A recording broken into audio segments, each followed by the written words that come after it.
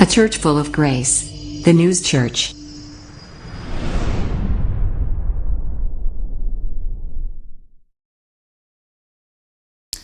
오늘 본문의 제목이 독수리를 탄 자입니다. 독수리를 탄 자.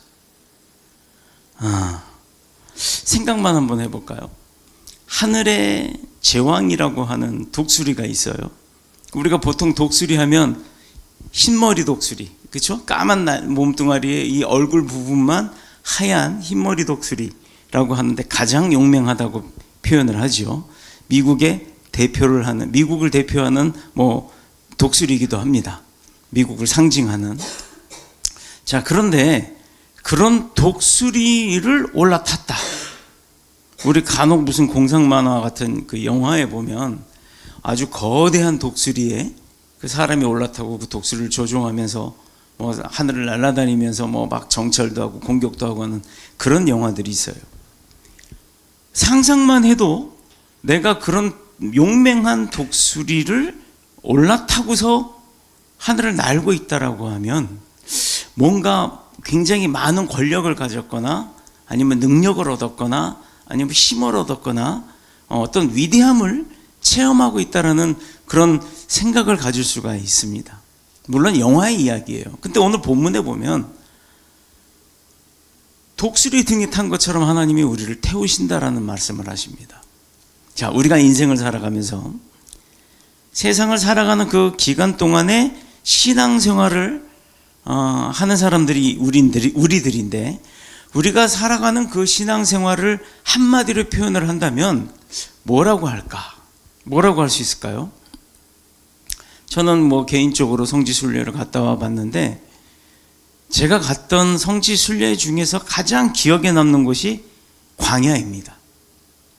와디롬이라고 했던 아라바 광야를 지난 그 와디, 약간 붉은 광야라고 해서 흙이 붉었던 그 럼은 광야를 의미하고 와디는 그 붉은색을 의미하는 그 광야를 의미하는데, 아라바 광야 위쪽입니다. 요르단 쪽에 있는 그 광야입니다. 이스라엘 백성들이 지나갔던 그 광야를 40년 동안 출애굽한 이스라엘 백성들이 지나오면서 살았던 그 모습이 바로 우리가 이 세상을 살면서 신앙생활을 해가는 그 모습이지 않을까라고 한마디로 표현을 할 수 있다라고 저는 생각을 합니다.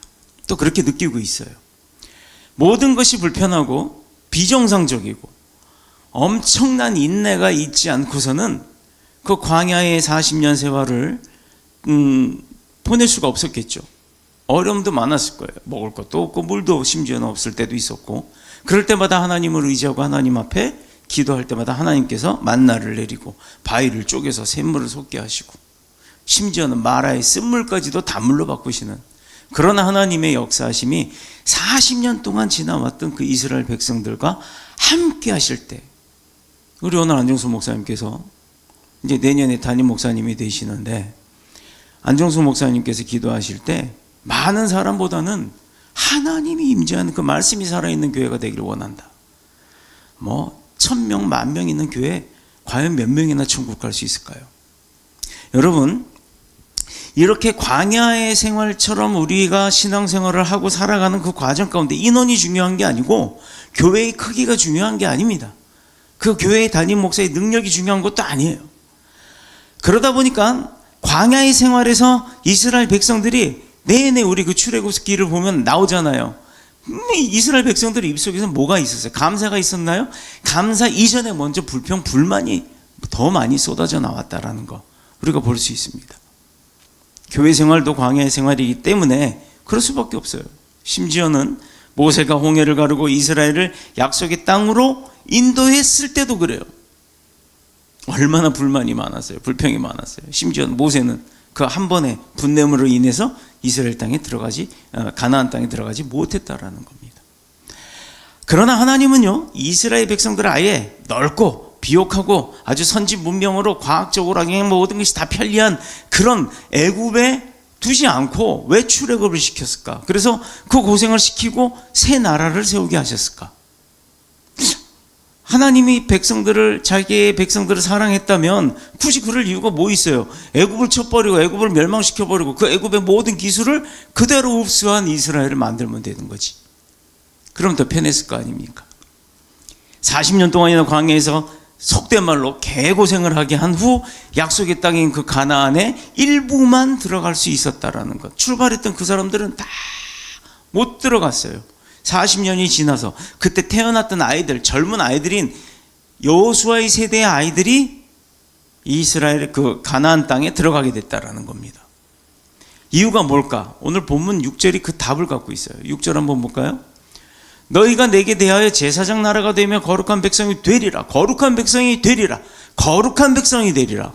너는 이 말을 이스라엘 자손에게 전할지라. 우리 사명이에요. 우리는 전달자일 뿐입니다.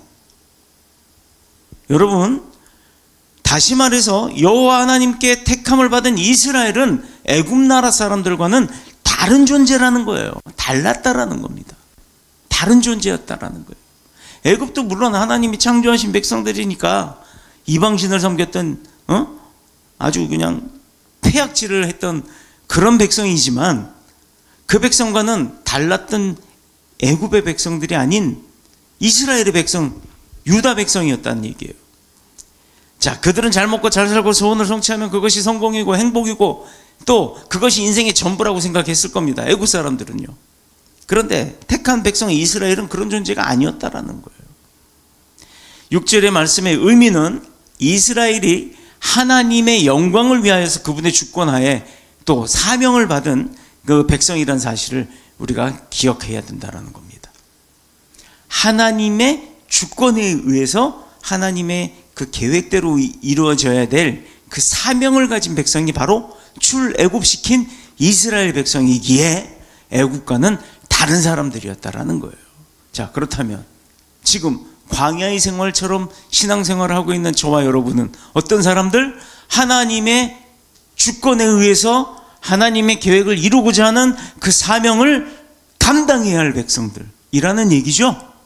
얼마나 행복합니까? 이거 아멘 안 해요? 우리가 세상을 살면서 느끼는 중요한 사실 한 가지가 있는데, 사명이 있는 사람의 삶과 사명이 없는 사람의 삶은 엄청난 차이가 있다라는 거예요. 나라와 민족을 사랑하는 사람들은요, 그 나라를 위해서 그 나라를 위한 사랑을 위해서 자기 자신의 생명까지도 내버리면서 그 다 아까워하지 않는다는 거예요. 우리 예를 들어서 독립운동했던 분들 보세요. 자기의 소유를 다 팔아서 독립자금에 광복군 독립자금에 다 심지어 나중에 그게 발각이 돼서 일본군에 그냥 죽창에 찔려서 죽는 한이 있어도 다 그렇게 했잖아요. 그들의 노력이 있었기 때문에 자유대한민국이 생긴 겁니다. 그런데 그렇게 만들어 놓은 자유대한민국을 지금 어떻게 해요? 지금 어떻게 하고 있습니까? 정치인 지도자 한 사람을 잘못 세우는 바람에 이런 사단이 일어나고 있잖아요. 자유대한민국의 자유자를 빼버리고 법을 다 뜯어 고쳐가면서 나라를 팔아먹지 못해서 안달이 난 인간들. 나 잡아가도 좋아요. 할 말은 할 거예요. 목사가 할 말은 하는 거지 뭐. 이렇게 나라와 민족을 위해서 희생하는 것을 오히려 그들은요, 애국심이 있었던 사람들은 영광으로 생각했다라는 겁니다.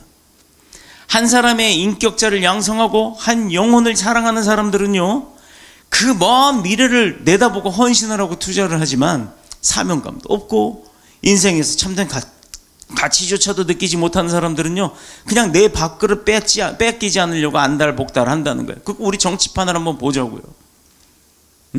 자기의 그 권력 뺏기지 않으려고 법을 뜯어 고쳐가면서 하는 사람들, 이런 사람들한테 우리 인생을 맡길 수 있겠습니까? 나라의 운명을 맡길 수 있겠어요? 그냥 내려와야 되는 거예요. 그런 사람들은 제 밥그릇 빼앗기지 않으려고 아기처럼 달려들고 싸우기 마련이고, 나 심지어는 또 지들끼리도 싸워. 나라 꼴이 왜 이 모양이냐고 불편하면서 이곳에서 못 살겠으니 이제 나라를 떠나겠다라고 하는 인간들도 있습니다. 그런 사람들은 무슨 애국자예요? 기회주의자지. 자, 이 사람들은 애굽 사람이든 이스라엘 사람이든 또 자유대한민국 사람이든 다 똑같다는 얘기예요. 이 사람들은 이 나라에서 태어났음에도 불구하고 이 나라는 내 나라라고 하는 그 개념이 없을 때 그 나라에 대한 가치성을 못 느끼고 있다라는 거죠. 어저께 그 일본의 NHK 그 방송의 뉴스에 어떤 한 사람이 인물을 소개하는 것을 보고서 아주 감동을 받았어요. 우리하고 연관이 있기 때문에 일본 이야기를 좀 하고자 합니다. 대한민국의 역사의 비운의 왕비 하면 여러분 누가 생각나세요? 고종 황제, 마지막 왕, 우리나라의 대한민국의 역사 대한제국의 마지막 왕 고종 황제라고, 고종의 기억이 나시죠? 고종 황제의 부인이 혹시 누군지 아세요? 에? 누구요? 이방자 여사. 네. 이방자 여사. 근데 이 이방자 여사가 우리말로 이방자잖아요. 일본의 황족이었습니다. 1916년 15살이라고 하는 나이, 어린 나이에 일본의 볼모로 잡혀간 영친왕과 강제로 결혼을 하게 되죠. 1963년에는 그 병든 남편이 귀국을 허락받아서 남편과 함께 귀국, 그러니까 한국으로 올 수 있도록 허락을 받아서 한국에 들어와서 낙선제라고 하는 곳에 살기 시작합니다. 왕궁이 아니에요. 1989년에 세상을 떠날 때까지 이 이방자 여사는요, 한국의 지체부자의 어린아이들을 위해서 그 아이들을 섬기고 가르치면서 살았어요. 한국말 무지하게 잘해서 누가 봐도 한국 사람인 것처럼 보였습니다. 그러나 일본인이에요. 그리고 또 그는 조선의 한복을요, 세계에 알리면서 살았던 사람이에요. 한복이 중국 거라고 아주 웃기는 소리들 하고 있는데, 자, 비록 일본 사람으로 일본에서 태어났지만 한국 사람이라는 각오를 했다라는 거예요. 내가 시집 왔으니까. 그리고 대한민국에 속지 않은 마음으로 그는 평생을 살았습니다. 그럼 반대로 우리나라 사람 중에 그렇게 하는 사람이 있어요? 저는 일본을 찬미하는 사람이 아닙니다. 일본을 사랑해서 일본을 선교하고 일본에 복음이 심어져야 된다라고 주장하는 사람이에요. 그런데 이방자 여사의 모습을 본다면 우리 대한민국에서 믿음 생활하는 백성들 이거 각성해야 합니다. 일본 사람들은요, 한 사람 전도하기 힘들어요. 그러나 전도된 그 한 사람은요, 평생 내가 섬기기로 했던 하나님 배신하지 않습니다. 얼마나 철저하게, 얼마나 아주 FM적으로 믿음 생활을 하는지 몰라요. 단 10명만 있어도 그런 10명이 교회 하나를 운영하면서 살아갑니다. 이런 사실을 볼 때 주인의식이 없는 사람들은 어디서 어떤 모습을 가지고 산다 할지라도 그런 사람들은 평생 돈의 종, 권력의 종, 아니면 또 뭐 무슨 종이 있겠어요. 자기들이 추구하는 삶의 어떤 종의 모습으로만 살아간다라는 거예요. 그런 의미에서 이방자 여사는 대한민국 국민으로서의 그 주인의식을 가지고 살았던 사람 중에 한 사람입니다. 오늘 본문이 그럼 대체 우리한테 뭘 강조하려고 하냐? 이스라엘은 하나님이 택한 백성, 내 소유가 된 백성, 또 내 사랑하는 자녀다 이 말이에요. 이스라엘은 하나님이 인정하는 자녀다 이거예요. 그런데 본문에서 하나님은 자기 백성, 자기 자녀를 어떻게 다루셨죠? 하나님께서 인정한 자녀를 어떻게 다뤘어요? 4절 한번. 4절. 내가 애굽 사람에게 어떻게 행하였습니까? 내가 어떻게 독수리 날개로 너희를 업어 내게로 인도하였으면 너희가 보아라. 이거 무슨 말이에요? 하나님이 모든 걸 다 했다는 거 아니에요? 광야 생활을 할 때 출애굽 과정에 있었던 그 이스라엘 백성들에게 하나님이 하나에서 10가지, 아니 하나에서 100가지 모두 다 하나님이 인도하셨다라는 거예요. 하나님 앞으로 오게 하는 것, 하나님이 계획한 그 땅으로 가게 하는 것. 근데 독수리 날개로 너희를 업어, 이게 오늘의 핵심이에요. 이스라엘이 애굽에 있을 때 어떤 일이 있었어요? 기근으로 망해가던 그 애굽, 그래서 도리어 번성하는 대국으로 만들었던 요셉의 공로, 세월이 지나면서 그 요셉의 공로를 다 잊어버렸던 거 아닙니까? 사람들의 그 심리예요. 도움받을 때는 뭐 최고라고 하지. 그런데 그 도움 딱 끝나고 나면 그게 인간의 모습입니다. 그걸 탓할 수는 없어요. 그걸 알고 대처를 해야 되죠. 그게 현명하고 지혜로운 겁니다. 이스라엘은 애굽에서 노예로 전락하고 말았죠. 결국은 노예가 돼버린 거예요. 그 공로자들, 나라를 부흥시켰던 공로자가. 그러나 하나님은 애굽에서 당하는 그 고난을 독수리 눈처럼 다 지켜보셨다는 거예요. 왜 여기서 독수리 눈이 나오느냐? 여러분, 독수리가 땅에서 하늘에 보면 이렇게 뱅뱅 돌잖아요. 근데 그 독수리가요, 보통 날아가는 그 높이가 여기서 높이로 따지면 한 400에서 500m까지도 올라간다고 합니다. 근데 그렇게 높은 데서 내려다보는 거예요. 병아리가 어디 있나? 내 먹이가 어디 있나? 여러분, 400m, 500m에서 우리 비행기 타고 왜 저 김포공항, 인천공항 내릴 때쯤 돼서 이렇게 내려다보면 차들 요만하게 성냥갑보다도 작게 보이잖아요. 그때 그 높이가 300m도 안 돼요, 사실. 300-400m 그 정도 될 거예요, 아마. 그런데 우리가 그때 차 난바판 보여요? 안 보이죠? 우리 눈으로는 볼 수 없어요. 그런데 독수리는 난바판까지도 볼 수 있다라는 거예요. 아니, 그보다 더 정확하게 풀숲에 숨어있는 병아리도 딱 내려다보고는 볼 수 있고 그냥 거기에 쏜사같이 내려서 그걸 낚아채가는 그런 시력을 가진 거예요. 아마 뭐 한 5.0쯤 되려나? 그렇게 선명하게 바라볼 수 있는 독수리의 눈과 같이 하나님은 우리를 보고 계시다라는 거예요. 그걸 표현한 겁니다. 하나님의 눈이 5.0 되는 게 아니고 그 이상 되시겠죠. 이렇게 이스라엘에 대한 이스라엘에게 행한 대로 다 갚으실 때 애굽의 역사 이래로 전무후무한 10가지의 재앙을 쏟아 부으셨어요. 쏟아 부었다니까 축복인 줄 알겠네. 또 퍼부으셨어요. 10가지의 재앙으로, 10대 재앙으로 애굽 땅을 치셨고, 그 재앙 가운데서 이스라엘을 출애굽시켜 버리신 거예요. 구원하신 거예요. 그거 누구의 힘? 하나님의 힘. 별의별 이야기 우리 너무 잘 알잖아요. 마술사 데려다가 바로 왕이 우리도 할 수 있어? 막 이렇게 했던 거. 최근에 텔레비전에서 영화 10개라고 하는 거, 그 10개 2라고 하는 걸 봤는데, 첫 영화는 1956년 우리가 잘 아는 세실 브라운 드밀인가 하여튼 그런 감독이 만든 영화. 찰턴 헤스턴이 주인공으로 나오는 모세 있잖아요. 그 누가 봐도 CG 막 그냥 억지로 만들어 놓은 그 어설픈 영화. 빨간 흉포 입고 막 모세가 이렇게 탁 들면 홍해가 그냥 쫙 갈라지는 그런 영화. 그거 좀 어설펐잖아요. 그런데도 저는 그게 은혜가 있었어요. 왜? 그게 성경적 사실을 근간으로 해서 만들었어요. 요즘처럼 현대 컴퓨터와 기술로 만든 CG와 같은 그런 영화는 아니었지만, 자, 그런데 요 근래에 나온 게 엑소더스, 신과 왕이라고 하는 영화가 똑같은 내용이에요. 똑같은 내용이에요. 그러니까 어떻게 보면 모세 2라고 할 수 있겠죠. 자, 그런데 이 21세기 첨단 기술을 동원하여서 아주 사실처럼 보여지게끔 회오리 바람도 주변에 막 일어나고, 그걸로 인해서 과학적인 거죠. 회오리 바람에 의해서 물이 그렇게 빨리 올라갔기 때문에 거기가 홍해가 열린 거다 라고 하는 사실적 근거를 기준으로 해서 그걸 만들었단 말이에요. 아주 누가 봐도 진짜 같아요. 진짜 그런 일이 있을 수 있겠다라고 우리 생각으로도 이해가 될 수 있는 정도의 영화였습니다. 사실감이 아주 최고죠. 그런데 그 영화를 보면서 사실감은 최고지만 성경적 가치는 좀 떨어지더라 라는 생각이 드는 거예요.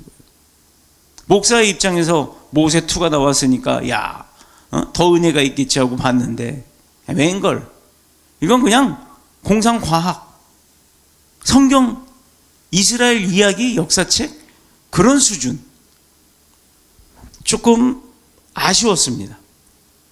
성경에 쓰인 그 내용대로만 했어도, 충실했어도 더 좋은 영화가 될 수 있었을 뻔했다라는 생각이 들었어요. 기독교의 영화의 핵심은 하나님을 드러내는 겁니다. 그분이 믿는 자들 가운데 행하시는 사랑과 능력을 자랑하는 거예요. 그래서 우리 더 뉴스 교회의 캐치플레이즈가 뭐예요? 예수님만 말하고 예수님만 전하는 교회잖아요. 이것은요, 성도의 삶과 교회의 생활, 교회의 믿음 모습 가운데에도 똑같이 적용이 되는 겁니다. 하나님께 소망을 두고 그분의 인도하심을 확신하는 자는 어떤 환경과 조건에 빠져도요, 두려워하지 않는 거예요. 불안해할 이유가 없는 것은 하나님은 우리의 모든 형편을 다 알고 계시기 때문에 자신의 눈동자 움직이는 것처럼 우리를 쉽게 보호하실 수 있는 분이라는 거예요. 여러분, 눈동자 움직이는데 힘들어요? 눈꺼풀 깜빡거리는데 힘듭니까? 그거보다도 더 쉽게 우리를 보호하실 수 있는 분이에요. 그런 분이 하나님이에요. 그런데 하나님은 이스라엘을 애굽에서 건져내실 때 독수리의 날개로 업어서 인도했다라고 합니다.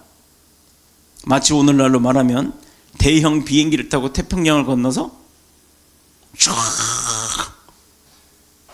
우리 저 미국 가는 것 같다는 거예요. 미국까지 몇 시간 걸렸죠? 뉴욕까지? 14시간. 이스라엘까지 몇 시간 걸렸어요? 12시간. 가본 자들은 알잖아요. 12시간, 14시간만 지나면 대륙 반대편에 가 있는 거예요. 얼마나 편해요. 비행기 안에서 우린 잠만 자요. 가끔 깨워갖고 먹으라 그러면 먹고, 돼지처럼. 자라 그러면 불 꺼주면 잠자고. 올라타기만 하면 14시간 만에 목적지에 도착할 수 있습니다. 이스라엘이 애굽에서 400년 동안 고통을 당하고 또 제 스스로는 그 고통을 벗어날 수 없었다는 거죠. 이 하나님이 이스라엘을 위해서 예배하신 그 구원을 인정하고 받아들이기 시작했을 때 그냥 단순해요. 예배하신 하나님의 은혜 가운데 구원을 받겠다, 구원 주시겠다고 하니까 난 그걸 인정, 그리고 내가 그걸 받아들였을 뿐인데 하나님은 우리를 이끌어내서 구원을 이루셨다라는 거죠. 자, 여러분, 우리가 할 수 있는 게 뭐였다고요? 그냥 비행기 올라타기만 했는데 14시간 뒤에 뉴욕 땅에 딱 떨어지더라 이 말이에요. 12시간 뒤에 이스라엘 땅에 딱 떨어지더라 이 말입니다. 나는 그냥 비행기만 탔는데, 나는 그냥 비행기만 타고 자다가 먹다가 했는데 눈 떠보니까 내가 가고 싶었던 그곳에 갔다 이거예요. 마치 독수리 등에 올려 태워서 이끌어내시는 하나님이 비행기 태우는 것과 똑같은 이런 하나님이 하신다는 거예요. 힘도 하나님이 쓰시고 방향도 바람도 다 피해 가시는 게 하나님이 하시는 거라고요. 그렇게 예비하신 그 구원을 그냥 인정하고 받아들이기만 했더니 구원 받은 거예요. 이거 얼마나 감사한 겁니까? 내가 구원을 받으려고 노력하지 않아도 나는 단지 그냥 인정만 한 건데, 예수님을 나의 구주로 영접하고 내가 하나님을 나의 아버지로 인정하고 내가 아버지의 뜻대로 살기를 다짐합니다 라고 선포 하나만 했는데 구원받았다라는 거. 그런데 그렇게 쉬운 거 줘도 못 먹어요? 우리 옛날에 그런 광고 있었어요. 줘도 못 먹나, 윗뚜껑 딴다, 밑뚜껑 딴다, 숟가락 있지, 줘도 못 먹나, 이런 사람이 있었어요. 그 광고 있어요. 아이스크림 광고. 한번 찾아보세요. 출애굽기 14장 13절에 보니까 너희는 두려워하지 말고 가만히 서서 여호와께서 오늘 너희를 위하여 행하시는 그 구원을 뭐해라? 보라고만 했어요. 보라고만. 보는 것도 못하냐고. 바로 이것뿐이었습니다. 이렇게 간단한 거예요. 이거 바라보기만 해도 독수리에 탈 수 있다니까요. 비행기 올라탄다니까요. 우리가 하나님의 은혜로 구원받아 그의 자녀가 된 것도 마찬가지라는 얘기예요. 하나님께서 주시겠다고 하는데 주세요만 하면 돼요. 손만 들면 돼요. 그걸 못해? 그걸 안 해? 무슨 용가리 통뼈야? 그러고 지 멋대로 살려고 그러고 지가 세상에 제일이라고 그러고, 인간의 공로나 소유나 다른 어떤 것도 인간의 조건에 의해서 생겨나는 것은 단 한 가지도 없다라는 얘기입니다. 하나님의 아들 예수 그리스도께서 내 죄값을 대신하여서 십자가에 달려 못 박혀 죽으시고 난 다음으로 영육간의 영원한 자유를 우리가 얻게 된 거예요. 우리가 그 사실을 믿고 인정하는 거예요. 그걸 못하냐고. 인간이 구원을 위해서 할 수 있는 게 뭐가 있습니까? 어떻게 구원받을 수 있겠어요? 스스로 노력해서. 우리가 스스로 노력할 수 있는 건 아무것도 없어요. 주님이 오라, 네 하고 왔을 때 얻는 거예요. 그러니 은혜 받았습니다가 아니에요. 은혜 주셔서 감사합니다예요. 주시는 것도 하나님이에요. 나는 그저 받기만 하면 돼요. 뭐 목마를 때 물 주는, 여러분 예를 들어서 내가 지금 목말라 이 물을 하나 먹으려도 내 주머니에 10원도 없어. 어디 가서 이 물 하나 얻어 먹겠어? 에? 예를 들어서 내가 누구한테 구걸을 하지 않는 이상 이 물을 또 하나 못 얻어 먹을 거예요. 안 그래요? 근데 우리나라는 워낙에 어디 가든 수돗물 틀어먹고 그냥 마시면 돼. 그런데 아프리카 한가운데 사막에 가가지고 물 하나 달라고 해보세요. 누가 이거 하나 딸랑 들고 지나가는데 나 그 목마르니까 그 물 하나 줘보세요 하면 여러분 같으면 어떡할까? 딱 머릿속에서 벌써 여기서 장사치들은 그 생각해. 이거 금덩어리 하나 주면 내가 줄게. 안 그러면 못 줘. 이렇게 아마 조건부로 줄 겁니다. 그게 인간의 욕심이거든요. 거저 주지는 않을 거예요. 나도 먹어야 되는 판에 그 사람한테 이 작은 물 하나 주는데 거저 주겠냐고요. 근데 주님은 거저 주신다는 거예요. 아니, 거저 주다 못해 조금만 더 갑시다. 여기 가면 오아시스를 만들어 주신다는 거예요. 그런 곳에 비행기 태워서, 독수리 등에 태워서 인도해 주신다는 거예요. 내가 주님이라고 인정했을 때. 이런 사실도 모르냐고. 이렇게 쉬운 것도 못하냐고. 이건 더하기 빼기 곱하기 나누기보다도 쉬운 거예요. 30수년 전에 사람들이 한 4, 50년 됐겠죠. 우리나라에서도. 어떻게 개척교회를 시작했냐면 누구누구가 얼마를 도와주고 또 어떤 사람들이 몇몇이 와서 힘을 합치면 교회가 되겠다라고 해서 천막교회 같은 것부터 시작을 했을 때가 우리나라의 최초의 이제 초기에서 기독교의 모습이었습니다. 또 어떤 경우에는 자기 재산이 어느 정도 있으니까 이것까지만 언제까지 버틸 수 있겠구나 하고서 시작하기도 합니다. 그런데 우리 교회 시작은요, 이런 이야기하고는 거리가 멀어요. 우리 교회는 무일푼으로 시작했어요. 누가 보면 저한테 뭐라고 했냐면 맨 땅에 헤딩한대요. 맨 땅에 헤딩. 다 만들어진 교회에 후임으로 들어가든가 하지 뭐 하려고 교회를 개척을 하냐 이 얘기를 합니다. 그리고 청년 사역을 위주로 할 겁니다 라고 했더니 너 그러면 굶어 죽어 그런대요. 저는 거기서요 반감이 들었어요. 아니, 하나님이 세운 종인데 하나님이 책임지시지. 하나님의 일을 하는데 하나님이 하라고 했던 청년 사역을 하겠다는데 왜 굶어 죽습니까? 하나님이 먹여주실 텐데 왜 그 믿음이 없었을까요? 그 말씀을 하신 어느 목사님, 선배 목사님이 참 안타까웠습니다. 하나님의 명령으로 시작한 것이 하나님이 책임져 주실 것이라 라고 믿고 시작한 게 우리 더뉴스 장로교회예요. 아멘. 엄밀히 말하면 이 교회는 제가 시작한 게 아니란 얘기예요. 너희가 있는 이 자리에서 시작해라. 기도처 없다고 울며 하나님 앞에 기도할 때, 학원에서 기도했더니 건물주 밤새 잠 못 자가지고 눈 팅팅 부어갖고 아침에 이러고 나와가지고 싫은 소리 못해요. 그분도 권사님이었으니까. 싫은 소리는 못하지만 좀 잠자기가 어려워서 이렇게 얘기를 하시는데 그 다음부터 제가 기도가 안 나오더라 이 말이에요. 그래서 기도하면서 생긴 곳이 바로 더뉴스 장로교회 지금 이 자리입니다. 그리고 10년의 세월이 지났으니 이건 하나님의 은혜 아니고는 어떻게 설명할 방법이 없어요. 교인이 많아가지고 교회가 부흥을 해가지고 자립을 했습니까? 아니요, 아직 미자립이에요.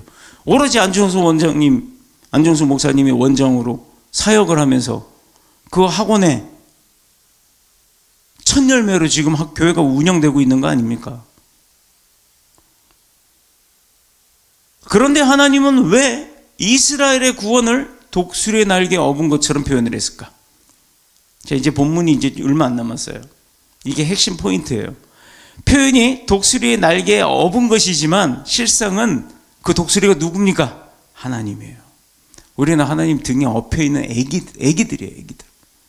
하나님이 다 업고, 우리 왜 가끔 그거 있잖아요. 내가 모래밭 한참 모래사장을 걸어갔는데 한참 주님 동행한다고 동행하시는 줄 알고 같이 손잡고 걸어가고 있었어요. 근데 한참 가다 뒤돌아보니까 발자국이 2개밖에 없네? 뭐야? 주님 나를 떠났나? 하고 봤더니 4개로 시작하던 발자국이 어느 순간 2개로 바뀌었다는 거예요. 그 2개로 바뀔 때부터 보니까 나는 주님의 등에 엎여 있더란 얘기죠. 바로 이거예요. 내가 지칠 때 주님은 나를 도우시는 분이지 나를 떠나시는 분이 아니라는 겁니다. 오늘 본문을 보면 분명한 사실 2가지가 있는데, 첫 번째 5절, 이스라엘은 하나님의 특별한 존재라는 것, 보배와 같은 존재라는 것, 바로 이것입니다. 내 말을 잘 듣고 언약을 지키며. 포인트죠. 내 말을 잘 듣고. 누구 말? 목사 말? 아니요. 엄마 아빠 말? 아닙니다. 하나님 말. 말씀을 잘 듣고 하나님의 그 언약을 잘 지키면 모든 민족 중에서 하나님의 소유가 된다라는 거예요. 이 언약이기 때문에 실상은 이게 뭐냐면 아브라함과 맺은 하나님의 언약이잖아요. 그죠? 은하수와 같이 세상의 모든 너희 자손이 번성하게 해주시겠다고 했던 그 언약이기 때문에 이스라엘은 그들의 행위와는 관계없이 이미 하나님의 보물과 같은 존재였기 때문에 애굽 백성들과는 달랐다라는 겁니다. 바로 그때 이스라엘 백성들처럼 저와 여러분이 지금 하나님의 말씀을 잘 듣고 하나님의 뜻을 지켜가고 있잖아요. 비록 이스라엘의 애굽에서 바로 왕이나 그 나라의 사람들이 볼 때 자신들의 그 애굽 사람들의 애완동물보다도 가치가 없었던 존재였지만 이미 이스라엘은 하나님이 인정한 보배와 같은 존재였다라는 거예요. 하나님의 보배와 같은 존재들을 애굽 백성들이 애완동물 취급했다는 거, 이게 얼마나 어리석은 일이냐고요. 요즘은 애완동물이 사람보다 나아. 유모차 태워줘 가면서 자기는 못 먹던 소고기 먹이고 가면서 그렇게 키우는 사람들 많아요.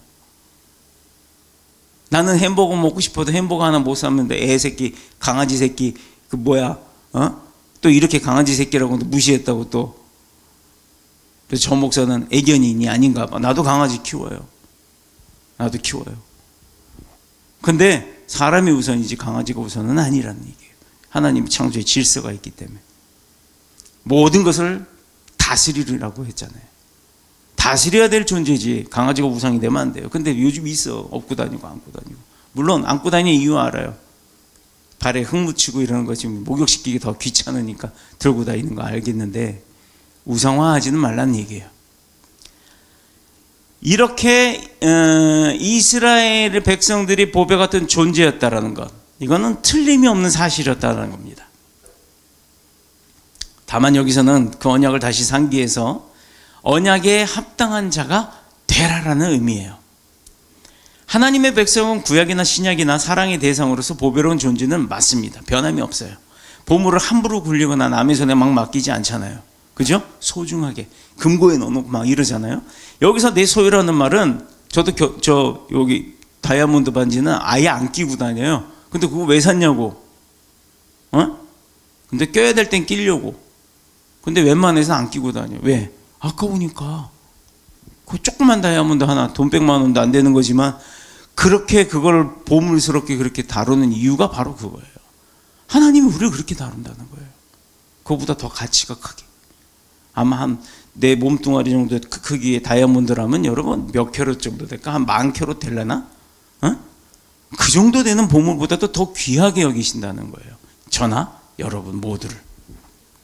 이 사실을 신명기 7장 6절에 하나님과 내가 어떻게 특별한 관계인지가 어떻게 표현되어 있냐면 신명기 7장 6절 너는 여호와 내 하나님의 성민이라 내 하나님 여호와께서 지상 만민 중에서 너를 자기 기업의 백성으로 뭐했다?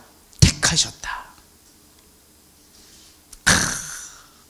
이거 대박 사건 아닙니까? 요즘 말로 하나님께서 여러분들을 택하셨다고요. 픽했다고요. 요즘 말로.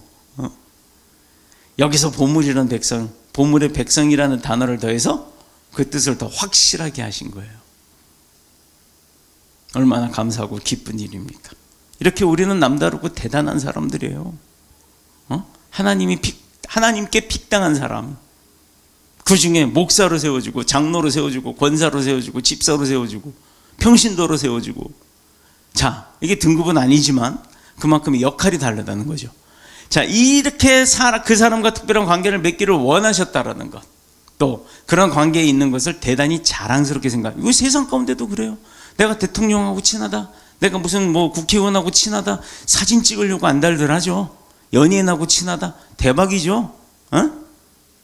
그런데 하나님하고 친하다고 사진 찍으려고 하시는 분들이 있어요?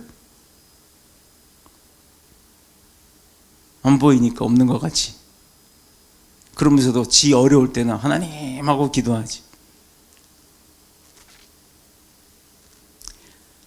이스라엘과 하나님의 관계는요, 이스라엘이 그렇게 생각한 게 아니라 하나님께서 이스라엘을 그렇게 생각하신 거예요. 이거 우리가 잘 봐야 됩니다. 내가 하나님을 바라보는 것, 하나님이 나를 바라보는 것. 나는 저 대통령을 아는데 저 대통령은 나를 모른단 말입니다. 그런데 나는 하나님을 잘 모르는데 하나님은 나를 잘 안다는 거예요. 이런 감사함이 어디 있냐고요.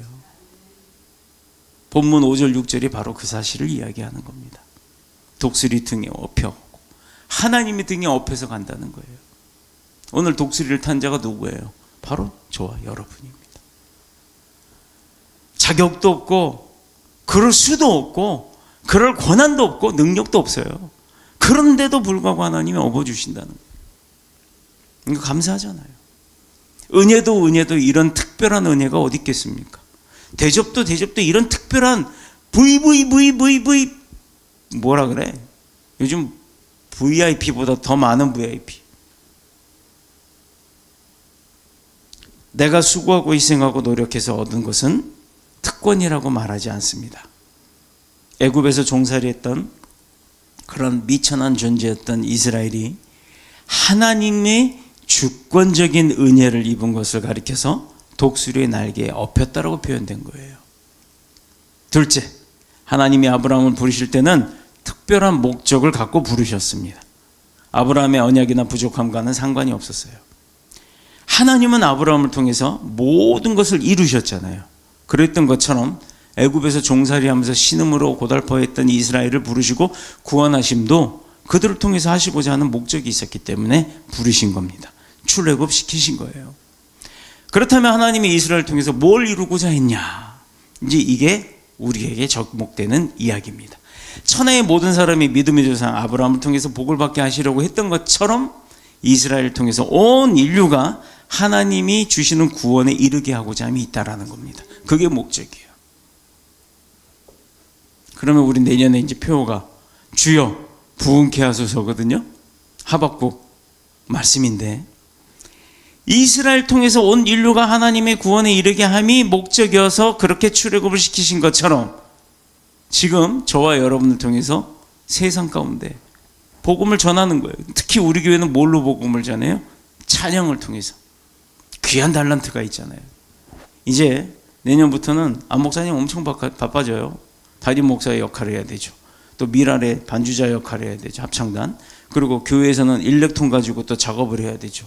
할 일이 많아요. 거기에 학원의 일을 해야 돼요. 4가지 일을 해요. 거기에 저 와이프, 이쁜 와이프 역할을 해요. 5가지 해야 되잖아요.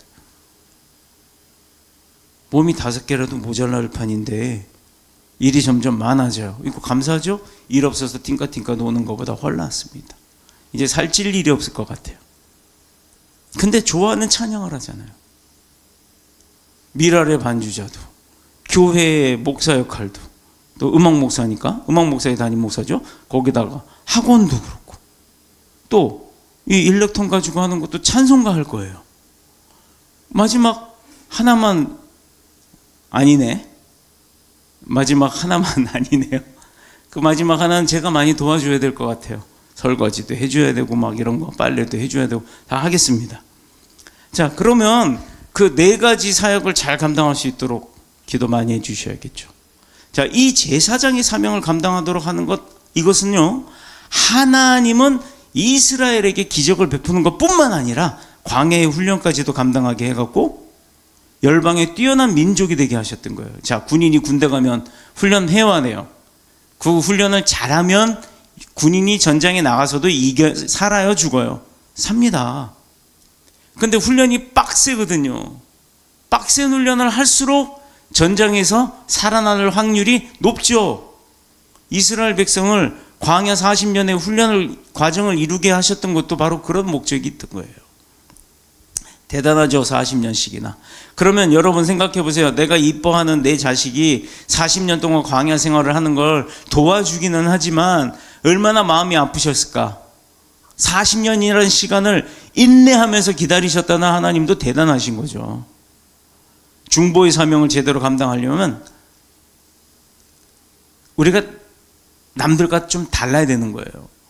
이스라엘 백성들이 그 열방에서 뛰어난 민족이 되기 위해서 광야의 40년 훈련을 했던 것처럼 제사장의 사명이 뭡니까? 결국은 하나님과 사람과의 그 중보자의 역할을 하는 게 제사장이거든요. 그런데 이 중보의 사명을 제대로 감당을 하려면 남들과 달라야죠. 그래서 본문에서는 뭐라고 얘기했냐? 거룩한 백성이 되라. 거룩한 백성이 되라. 자, 이제 예화 하나를 들고 설교를 마치고자 합니다. 미국이 어느 큰 술집이 도산을 했어요. 그래서 그 옆에 있던 교회가 그 술집을 샀어요. 그래서 그 건물을 인수해서 수리하고 교회를 만들었습니다. 아주 예쁘게 만들었어요. 그런데 첫 예배, 입당 예배를 드리는 날 보니까 입구에 그 원래 술집에서 키우던 앵무새가 한 마리 있었대요. 그래서 그 앵무새 한 마리를 그냥 뭐 그렇다고 해서 버릴 수는 없잖아요. 동물인데. 그래서 이제 교회 입구에다가 이렇게 매달아 놨어요. 새 집을. 그랬더니 이제 목사님이 딱 입당 예배 때 이제 목사님이 앞으로 딱 들어가니까 그 앵무새가 보면서 그랬대요. 새 주인이다. 새 주인이 왔다. 이렇게 얘기를 하더래. 그랬더니 성가대가 우르르 가운 입고 이제 들어오니까 새로운 노래팀이네. 새로운 노래하는 팀이네. 이랬대요. 근데 어떤 교인들이 쭉 들어오는데 어떤 남자가 이렇게 수염에 막 이렇게 등치도 이만한 사람이 딱 올라오니까 그때 왔던 손님이네. 이러더래요. 얼마나 웃겨요. 이게 우스갯소리로 예화로 만든 겁니다만 앵무새가 바라봤을 때 맨날 오던 단골 손님이다 이거예요. 어떤 이따만한 등치의 성도를 보고서는. 하나님의 자녀는요, 예수 그리스도의 십자가 보혈로 씻음을 받아서 죄 가운데 구원을 받았기 때문에 거룩함을 생명처럼 여겨야 되는 거예요. 더구나 이스라엘은 물론이고 오늘 우리에게도 제사장이 그 사명을 주셨다면 우리가 받았으니 거룩함으로 더욱 소중함으로 그 거룩함을 지켜야 하는 겁니다. 사도 베드로는 이러한 사실에 대해서 다음과 같이 고백하죠. 베드로전서 2장 9절의 말씀입니다. 너희는 택하신 족속이요 왕같은 제사장들이요 거룩한 나라요 그의 소유된 백성이니 그런즉 어떻게 살라고요? 이제는 너희를 어두움 가운데서 불러내어 그의 기이한 빛에 들어가게 하신 이의 아름다운 덕을 선포하게 하려 함이라. 즉 예수 그리스도 하나님 자랑하라는 거예요. 우리가 복음 전하는데 복음을 전하러 간 사람이 술집에 가가지고 술 같이 마시고 꽐라가 돼가면서 그 꽐라가 된 김에 그냥 진심을 얘기한답시고 복음이 좋아 예수 믿자 이거 여러분 눈높이에 맞춰주는 건 좋지만 같이 꽐라 돼갖고 눈높이가 됐다 그러면 그 상대 꽐라는 그걸 인정하겠습니까? 독수리의 날개 업혀 애굽에 구원받는 이스라엘은 더 이상의 노예가 아닌 거예요. 거룩한 제사장의 신분을 얻게 된 겁니다. 이스라엘이 애굽 왕 바로의 소유물로 있었을 때와는 다른 모습이 된 거예요. 종이 아닌 제사장.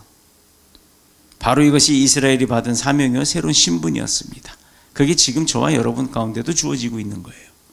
내 뜻대로 되면 그것이 인생의 행복이고 성공인 줄 알았지만 예수 그리스도 십자가의 구원을 통해서 하나님의 자녀가 되고 보니까 세상의 성공은 성공도 아니라는 거예요. 우리가 천국 들어가야 성공하는 겁니다. 세상의 성공은요 오히려 천국 들어가기 어려운 뭐라 그래요? 그거 디딤돌이 아닌 뭐예요? 걸림돌이 되는 거예요. 오직 너희는 여호와의 제사장이라 일컬음을 받을 것이라 사람들이 너희를 우리의 하나님의 봉사자라 할 것이며 이사야에서 61장 6절. 하나님이 이렇게 우리에게 사명을 주신 것 이제 곧 2026년이 다가옵니다. 아무도 가본 적이 없는 2026년 이 대한민국과 세계의 하늘을 날면서 독수리의 등에 타고 대한민국뿐만 아니라 세계를 날아다니면서 하나님의 영광을 이 땅에는 십자가의 복음으로 구원을 이루어가는 영적 제사장이 모두 되시기를 그리스도 예수님의 이름으로 축원합니다. 축복합니다. 기도하겠습니다.